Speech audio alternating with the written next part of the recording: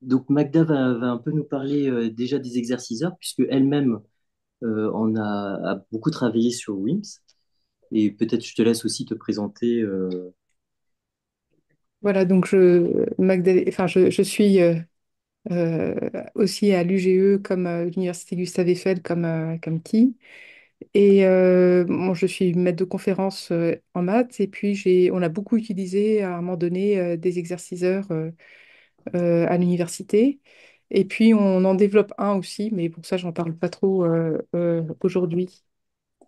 Donc, je voulais peut-être commencer par dire ce que les exerciceurs ne sont pas vraiment. Donc, c'est pas des LMS, c'est-à-dire des learning system, management system comme Moodle, qui a été développé depuis 2022 sur un mode libre. Le learning management system le plus utilisé, c'est-à-dire un endroit où on peut organiser des documents, donner du travail, récupérer du travail fait par les étudiants. Un endroit aussi où on donne des quiz. Euh, L'expérience que j'ai dans les quiz Moodle quand on les développe, c'est qu'il y a énormément de triches parce qu'il n'y a pas assez d'aléas et en fait, ils se partagent les exercices entre eux et en fait, il y en a qui répondent en 30 secondes par moment alors que c'est pas possible de répondre en 30 secondes au questionnaire. Donc effectivement, après, quand on discute avec eux, ils disent qu'ils trichent beaucoup. Alors, ce n'est pas non plus des MOOC qui ont le premier MOOC connu, c'est celui sans doute de Coursera qui a été développé depuis 2012 euh, et qui a fait énormément de bruit au départ. On se dit, bah, est-ce qu'on aura encore de la place? Il y aura encore de la place pour les profs une fois qu'il y aura des MOOC, donc Massive Online Open Courses. Et en fait, on s'est rendu compte, il y a eu une production énorme de MOOC, et puis on s'est rendu compte que très peu de personnes finissent les MOOC. En fait, seules les personnes étant arrivées à un bon niveau d'études sont capables de finir un MOOC par elles-mêmes. Alors, il y a aussi des applications comme Duolingo. Alors, elle réussit plutôt bien. Les gens utilisent Duolingo de manière assez intensive et puis apprennent un peu des langues. Peut-être c'est peut-être pas la meilleure manière d'apprendre des langues, mais c'en est une. Et dans Duolingo, il y a beaucoup de gamification, c'est-à-dire qu'il y a plein de récompenses, il y a beaucoup de choses comme ça qui maintiennent la mobilisation des apprenants. Mais ça, c'est pas à faire dans le cadre d'une classe. Donc les LMS, c'est dans le cadre d'une classe, les MOOC, c'est comme on veut. Et certaines applications peuvent être utilisées dans le cadre classe et d'autres non. Alors, comme exerciceur, moi, j'ai testé, y compris un peu en classe, Khan Academy, WIMS. Et puis, il y en a un autre que j'ai regardé un peu, mais que j'ai pas testé en classe. Alors, Khan Academy, c'est un exerciceur, mais, enfin, mais qui est utilisé en classe aux États-Unis, et puis ailleurs aussi dans le monde, et qui s'appuie sur un programme qui est le programme du Common Core des États-Unis, qui n'est pas un programme commun, parce qu'il y a un certain nombre d'États qui ont accepté ce programme-là pour le collège et le lycée. Et en fait, il s'est construit autour, je ne sais pas si vous connaissez, il s'est construit surtout autour des vidéos développées par Salman Khan pour sa nièce. Et quand il les a montrées, c'est des vidéos sur fond noir avec une explication. Et quand il les a montrées, il les a laissées, je ne sais plus sur quelle application. Ça a fait beaucoup de buzz, les gens ont adoré. Et du coup, il s'est lancé dans la création d'un site dans lequel il y a des parcours. Donc, ces vidéos, des quiz, des exercices, et puis il y a des récompenses. Et les profs peuvent utiliser, alors tout dépend aussi, enfin les profs on peut utiliser ça tout seul, ou bien des profs peuvent les utiliser dans leurs cours, mais bon, il faut quand même utiliser le Common Core pour que ça ait du sens. Ils créent des classes, ils inscrivent des élèves et peuvent assigner des parcours à l'intérieur des ressources proposées par Khan Academy. En revanche, ils ne peuvent pas modifier ou ajouter des ressources ni modifier le système de notation. Donc, les élèves peuvent choisir certaines actions, ils peuvent continuer un exercice, changer d'exercice, s'arrêter, regarder une vidéo, utiliser une calculatrice, cacher la calculatrice, donc ils ont une certaine liberté. Et puis, ils valident ou non les étapes. Il y a des répétitions et de l'espacement qui sont proposés, donc ça s'appuie aussi sur une idée de ce que c'est que l'apprentissage. Donc, est-ce que c'est efficace? Là, j'ai regardé très rapidement sur Google Scholar des articles et il y a un certain nombre d'articles qui disent que c'est pas plus efficace. Statistiquement, il n'y a pas d'efficacité. Et certains autres articles disent que c'est efficace. Alors, quand est-ce que c'est efficace? C'est efficace quand, en fait, c'est utilisé euh, également en salle de classe, également que les profs s'en occupent et que les profs sont formés. Sinon, quand c'est utilisé seulement par les élèves, euh, ça ne montre pas une efficacité particulière, enfin, d'après les articles que j'ai regardés. Alors, WIMS, ça, c'est l'exerciceur français qui a été développé par un Chinois dans les années 98. Alors, c'est par rapport à Khan Academy, c'est très différent puisqu'il n'y a pas de programme officiel. Il y a des ressources qui sont disponibles. Et les ressources sont beaucoup des exercices répétables. Alors, ça veut dire quoi un exercice répétable? C'est la différence des quiz dans Moodle. Euh, il y a une part d'aléa dans la plupart des exercices, c'est-à-dire que on ne demande pas de calculer 2 plus 3, mais on demande de calculer 2 plus 3, enfin A plus B, avec A entre 0 et 10 et B entre 0 et 10 ou entre 0 et 100 et 0 et 100. Et donc, on vérifie que le résultat correspond en utilisant derrière du calcul formel. Alors, fabriquer les ressources, c'est un peu compliqué. Donc, il y a beaucoup d'exercices de ressources qui sont déjà proposés. Il y a même des feuilles qui sont proposées, c'est-à-dire des ressources regroupées dans des feuilles qui correspondent à un thème, et puis des classes de niveau également. Alors, les profs, tout le monde peut devenir prof, il suffit d'avoir un navigateur et tout le monde et une adresse mail, et tout le monde peut créer donc une classe, inscrire des élèves et assigner des exercices ou des parcours. Et puis, tout le monde peut aussi modifier ou ajouter des ressources, mais il faut apprendre à programmer. Et il y a le système de notation qui est laissé à la main des profs, et donc ils peuvent choisir différents types de notation. Alors, les élèves là-dedans peuvent également choisir certaines actions, c'est-à-dire, bon, bien sûr, ils peuvent parcourir les ressources tout seuls s'ils le souhaitent, mais ça, ils ne le font pas en général. Mais ils peuvent naviguer au sein des feuilles. Ils ne sont pas obligés de faire les choses exactement dans un ordre, sauf si c'est contraint par le prof. Donc, ils reçoivent non pas une validation, parce que dans Khan Academy, c'était juste une couleur, on avait validé, donc on a une couleur, mais là, ils reçoivent plutôt des notes, et puis la réponse, et quelquefois un feedback. Et donc, comme je l'ai dit, il y a beaucoup d'aléas, il y a beaucoup de répétitions possibles, mais comme en fait les ressources, c'est pas aussi intégré que le reste, il y a beaucoup de liberté qui est laissée à la, pas- à- enfin, les profs sont des acteurs importants, c'est pas de l'organisation des ressources. Il n'y a pas vraiment la notion d'espacement, c'est-à-dire de rappel tous les quelques temps pour faire des révisions. Donc, est-ce efficace pour les élèves et est-ce soutenable pour les profs? Il y a une certaine efficacité pour les élèves, mais elle est moins forte que ce qu'on rêve, bien sûr. Euh, et elle n'est pas si certaine que ça, en fait. Il faut vraiment travailler sur l'alignement des ressources avec les objectifs du cours.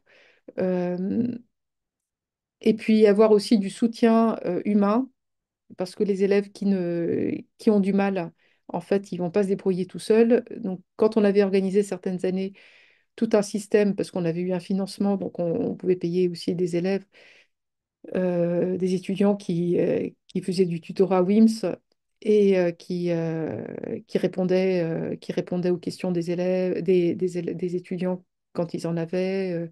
Ça marchait plutôt bien. Est-ce soutenable pour les profs? En fait, c'est quand même assez difficile pour les profs quand on change de programme, quand le programme n'est pas fixé, il faut repartir dans les ressources, les réorganiser. Ça demande beaucoup d'efforts. Et quand le prof n'est pas là, quand il l'utilise pas une fois de temps en temps en classe, en fait, la mobilisation diminue. Et s'il ne sait pas ce que les élèves ont fait s'il n'y fait pas référence en cours en disant oui, mais vous voyez ça, vous, normalement vous avez fait l'exercice, ils disent ah oui, les étudiants disent ah oui, et là ça sert, mais si on ne fait pas des rappels dans ce genre-là, s'il n'y a pas un lien entre le travail fait sur WIMS et le travail fait en classe, en fait, je ne suis pas sûre que ça ait énormément euh, d'influence sur les résultats. Alors, je me suis un peu intéressée dernièrement à un dernier exerciceur qui est euh, EEDI. Donc, c'est anglais.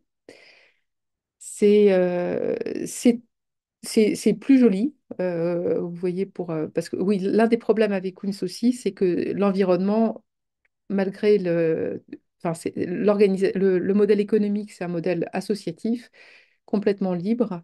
Et logiciel le cœur du logiciel est écrit de telle manière que les informaticiens, quand ils ouvrent le capot, ils disent au revoir.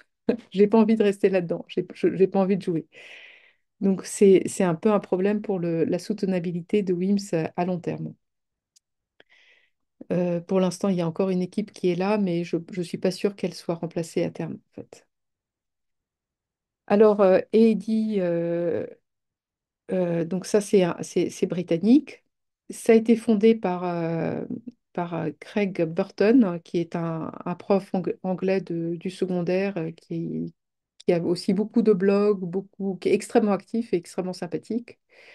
Donc, il a beaucoup travaillé sur des quiz diagnostiques, mais pas seulement. Il fait aussi un blog dans lequel il fait des interviews de chercheurs en pédagogie, neurosciences, didactique. Et en fait, il synthétise un peu tout ça au niveau de cette plateforme. Donc, ça tourne. Le scénario qu'il propose, c'est celui de tests diagnostiques. Et alors, il a défini une norme pour les tests diagnostiques, c'est-à-dire 4 questions avec dont une est bonne et les autres, c'est des distracteurs, mais qui sont des erreurs les plus fréquentes faites par les élèves.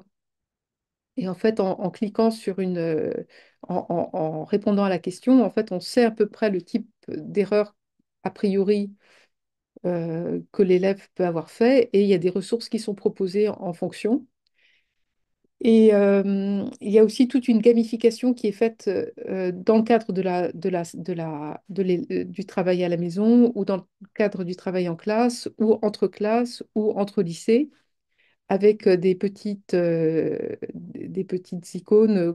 Quand les étudiants, les élèves reçoivent des points, ils peuvent habiller leurs petites icônes comme ils veulent, leur donner des pouvoirs, etc. Et donc, ça marche bien, paraît-il. Et ce qui est aussi particulier pour cette plateforme, euh, c'est qu'il y a beaucoup de recherche qui est organisée autour, en fait, comme c'est assez fréquent. Donc, les profs peuvent participer, sont invités à participer à de la recherche. Et puis, la recherche est implémentée de manière un peu continue dans les parcours. Voilà, donc pour conclure, quand on parle d'un exerciceur, il y a plusieurs réponses, il y a plusieurs questions auxquelles il faut répondre. Euh, Est-ce que au final l'élève va mieux apprendre? Donc, qu'est-ce que signifie apprendre?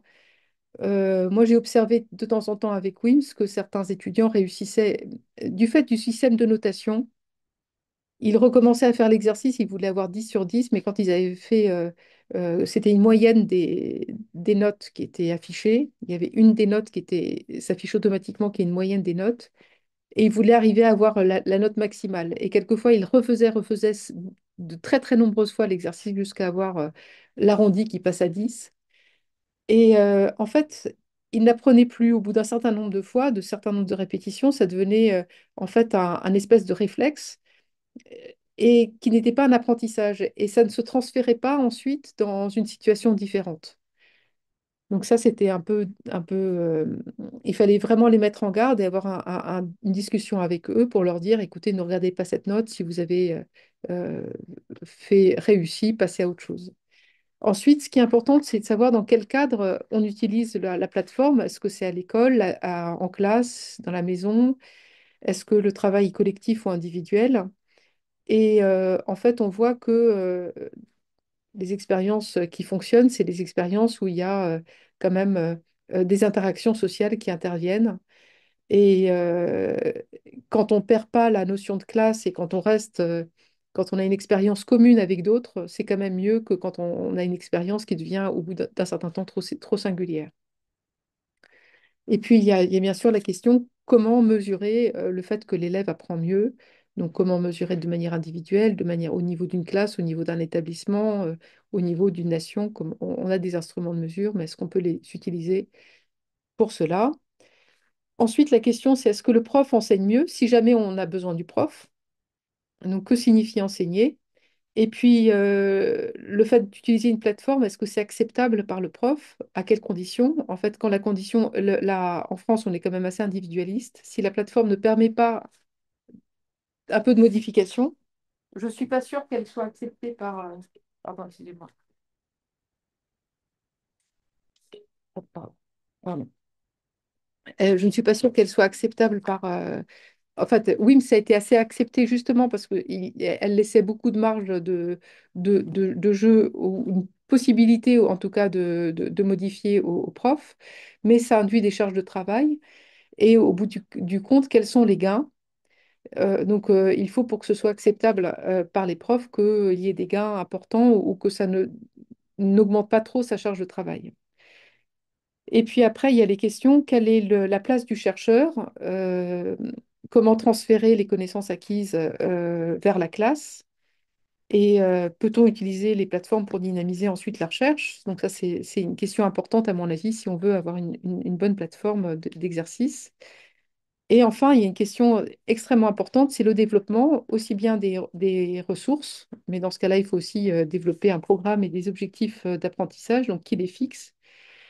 Et puis, qui développe le logiciel, dans quel modèle économique on est. Voilà, excusez-moi, j'étais un peu longue. Je vais passer la parole. Non, c'est très bien.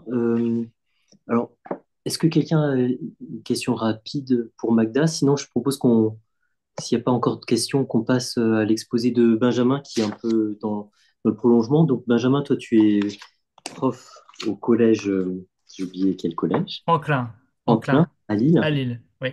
Et, et toi, tu as aussi réfléchi aux exerciceurs, en particulier, tu as brièvement utilisé en classe certains d'entre eux. Oui, c'est ça. Ouais, je vois qu'il y a une question, on y répond ou pas? Oui, est-ce que les énoncés générés s'adaptent en fonction des réponses des utilisateurs? Alors, en fait, effectivement, c'est une très bonne question. En fait, l'intelligence artificielle, elle va intervenir, comme on va le voir, à deux niveaux. Il y a l'intelligence artificielle générative pour modifier les énoncés ou faire varier les énoncés, et puis l'intelligence artificielle pour créer un parcours suivant les utilisateurs et, si possible, leur faire remonter, leur faire des retours qui soient propres à chaque élève ou étudiant. Donc justement, c'est un peu de ça dont tu vas nous parler, Oui, Benjamin. oui, c'est ça. Voilà, je te laisse Euh, la parole. oui, ça marche. Alors, on voit mon écran, c'est bon là? Où ça va apparaître. Voilà. Donc tu dois avoir un mode diaporama, ça doit être en bas à droite. Il y a Alors, un petit tableau ouais, oula. Ok. en bas. Voilà, c'est un peu petit, mais tu as réussi à cliquer dessus. Ok. Alors, j'ai juste une barre qui me gêne. Moi, ouais, donc en fait, je voulais rapidement me présenter aussi sur pourquoi je me suis intéressé aussi pas mal aux exerciceurs. C'est que j'ai fait un petit master aussi en parallèle EdTech où, où j'ai travaillé pour un laboratoire d'informatique et de didactique pour un projet qui s'appelle MindMath. Donc, c'est tout simplement un exerciceur et j'ai travaillé notamment sur les feedbacks sur ce projet-là. J'ai aussi un peu travaillé sur Mia Seconde dont on entend parler ces derniers temps. Et donc, j'utilise encore d'autres exerciceurs en classe. Et donc, en fait, moi, je voulais commencer par expliquer comment moi j'utilise un exerciceur parce que c'est propre à chaque enseignant. Donc, moi, j'enseigne au collège et personnellement, je l'utilise euh, de telle façon. Voilà. Globalement, pour consolider l'acquisition d'une notion, donc globalement, j'attends d'avoir déjà enseigné la notion et après, une fois que je pense que c'est assez acquis, je vais faire une petite séance d'exerciceurs en salle informatique afin qui consolide bien la notion pour pouvoir enchaîner les exercices. Ça permet en fait de focaliser l'attention uniquement sur la notion, mais juste pour cette heure-là, c'est-à-dire que je vais pas, ils n'ont pas à réfléchir sur la manière de rédiger, si c'est de la géométrie, sur l'utilisation du compas, de la règle, etc. On est vraiment uniquement centré sur la notion en elle-même. Ça me permet aussi d'évaluer rapidement, même si c'est incomplet. Je peux directement voir les élèves en grosse difficulté que j'ai peut-être pas pu voir à temps. Ça a un aspect aussi quand même très motivationnel, on a déjà entendu, parce que c'est souvent gamifié.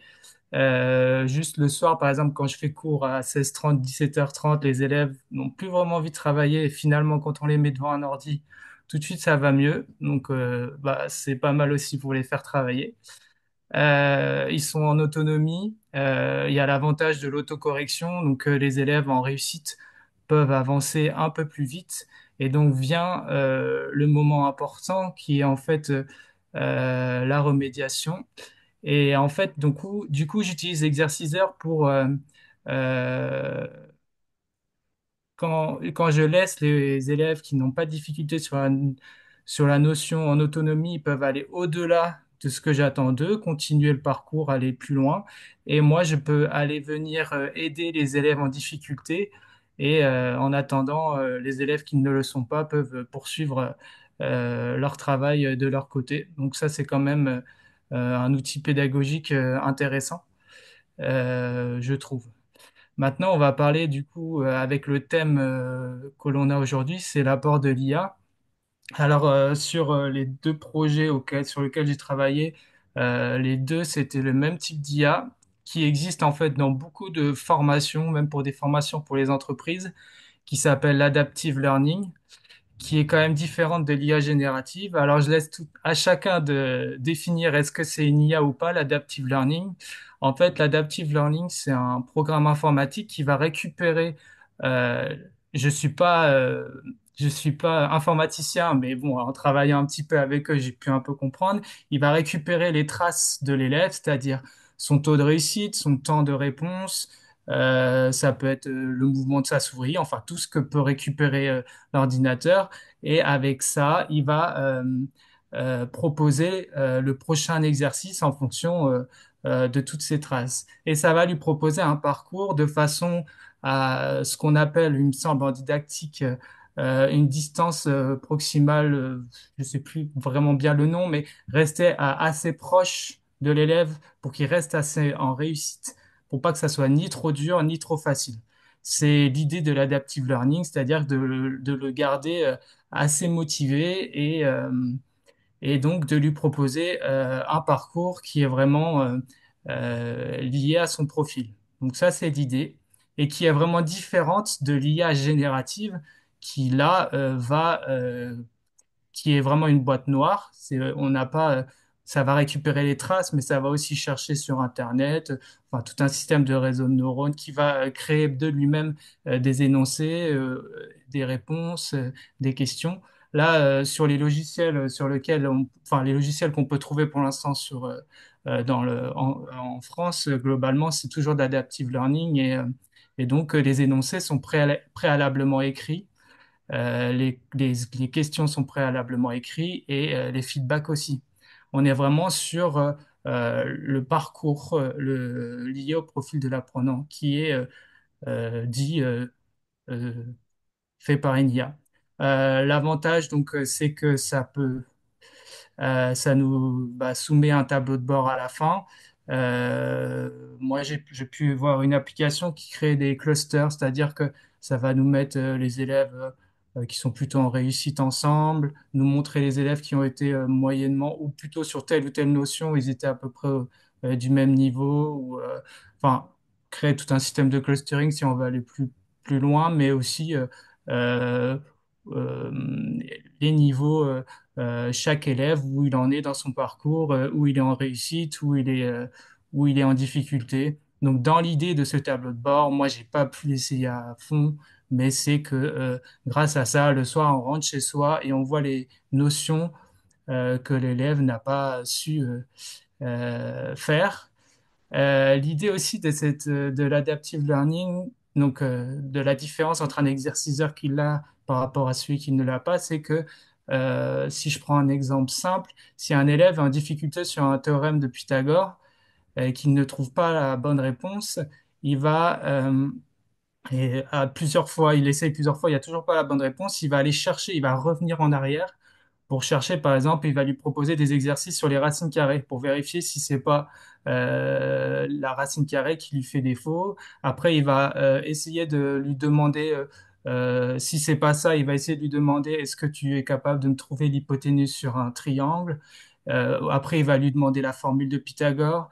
Mais après, il va lui demander est-ce que l'élève est capable de le renverser. Donc, un autre module où, là, cette fois-ci, c'est plus l'hypoténuse qu'on demande, mais c'est le côté à l'angle droit, le côté adjacent à l'angle droit. Et en fait, c'est comme ça qu'il essaye de diagnostiquer l'erreur. En fait, il n'y a pas d'IA, c'est juste, il va chercher plus finement d'où vient l'erreur en repartant sur des exercices un peu plus basiques.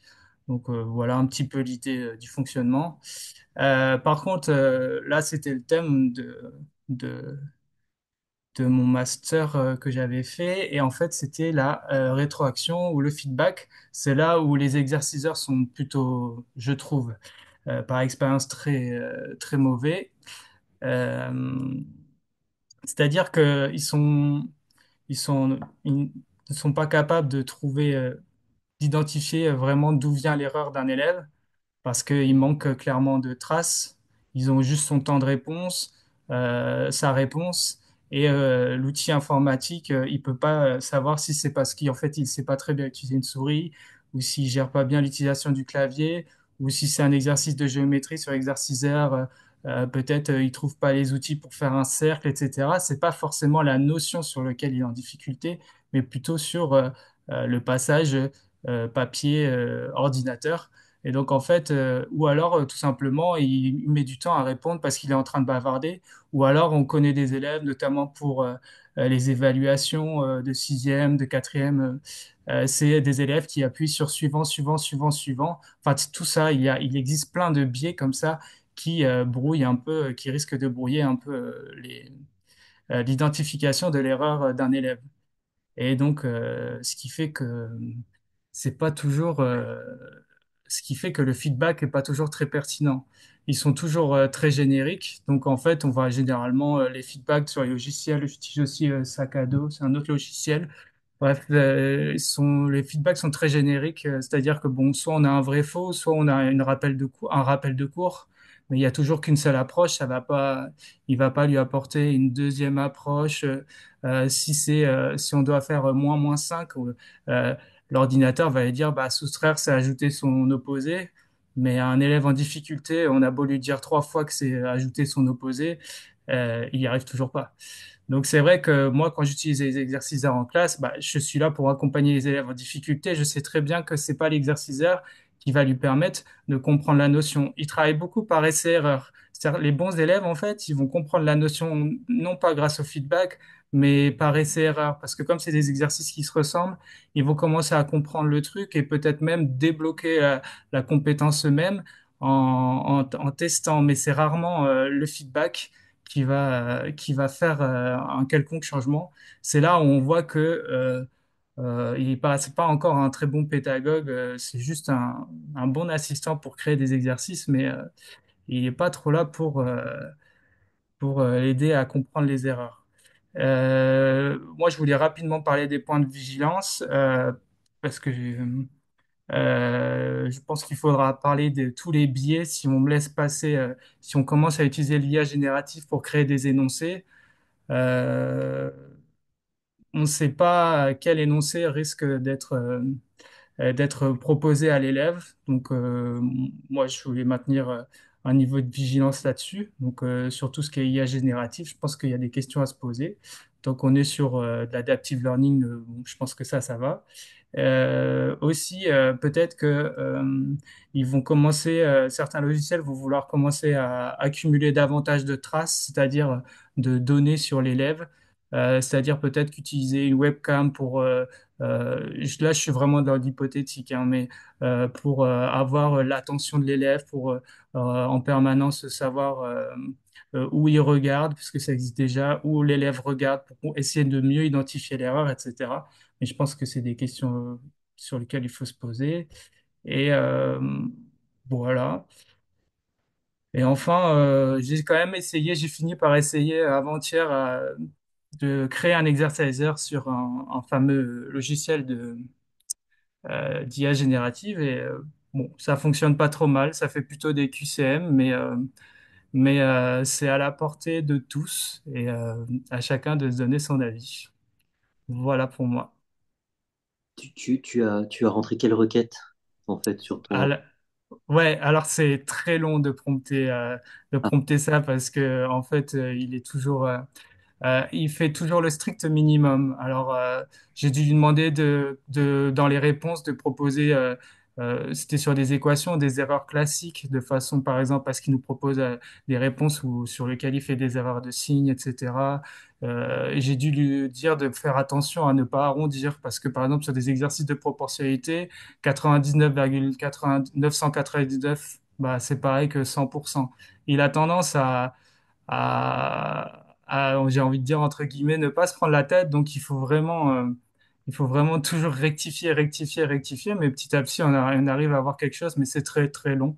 mais Mais du je me coup, dis, ça t'a demandé plus de temps de demander à l'intelligence artificielle de faire un énoncé. oui, oui, oui, c'est sûr, ça demande plus de temps, mais je sais qu'il existe déjà des sites internet sur lesquels je suis allé voir. En fait, c'est des logiciels qui sont pré-promptés, des sites internet où euh, il va te demander juste le thème, le nombre de questions, etc., en quelle classe. Et en fait, les prompts, ils sont déjà pré-préparés. Et ça, c'est sûr, ça va arriver. Et donc, pour faire gagner du temps à l'enseignant, il va juste dire, je veux 5 questions sur le théorème de Thalès. Et comme c'est pré-prompté, après, une fois, il va en, c'est caché, mais le prompt va se lancer et ça va proposer. Il va dire est-ce que je veux un QCM, est-ce que je veux des choses à relier, etc. Et en fait, tout est. Donc, en fait, c'est sûr, à faire soi-même, c'est long, mais c'est certain que ça va arriver prochainement de pouvoir créer soi-même de manière plus rapide des exerciceurs. Voilà. Alors, tu as une question d'Henri, toujours, qui dit, si j'ai bien compris, tu utilises cela essentiellement pour favoriser l'acquisition des automatismes. Est-ce que c'est bien ça? Et il demande si tu as d'autres exemples que sac à dos. Bah, du coup, moi j'ai utilisé rapidement Mia Seconde, mais je l'avais en version test. Euh, J'utilise Sakado et après je vais sur les sites un peu plus classiques, mais je me souviens plus du nom. Mais si ça me revient, je D'accord. l'écrirai sur le canal. Mais on est d'accord que c'est pour l'acquisition On est plus sur les automatismes, c'est certain. Euh, et c'est certain qu'on est plus sur les automatismes, c'est vrai. D'accord. Je vous propose d'écouter Nicolas, dont je sais qu'il a une présentation assez rapide. Promis, promis, j'essaie de faire vite. Et après, on ouvrira la discussion. Voilà, Il on n'y pourra a aller dans aucun tous les problème. sens. Alors, donc moi, alors, je partage mon écran. Il y a que 3 slides et il y a quasiment rien à lire normalement. Je sais pas si on voit bien mon écran. Oui, très bien. Ouais. Donc moi, je suis Nicolas Lemoine. Donc, je suis prof de maths en collège en Seine-Saint-Denis, dans l'académie de Créteil à mi-temps. Je suis mi-temps formateur à Canopé, donc dans le 93. Je suis aussi animateur de la communauté CNR Nefl pour la DGESCO et j'ai une mission au ministère en tant qu'expert maths et numérique à la DNE. J'ai testé Mia Seconde par exemple. Donc voilà. Donc là j'interviens en tant qu'enseignant essentiellement, même si ces histoires d'IA évidemment, elle traverse toutes les diverses missions que je peux avoir. Euh, Moi, là, l'idée, bon, je savais que ça allait parler d'exerciceurs, vrais exerciceurs avant, donc moi, j'ai dit que je voulais plutôt parler de me mettre à la place d'un élève, comment est-ce qu'on peut utiliser les IA génératives, parce qu'ils y vont. Moi, mes élèves y vont, comment est-ce on peut les utiliser comme exerciceurs, en fait, comment apprendre à réviser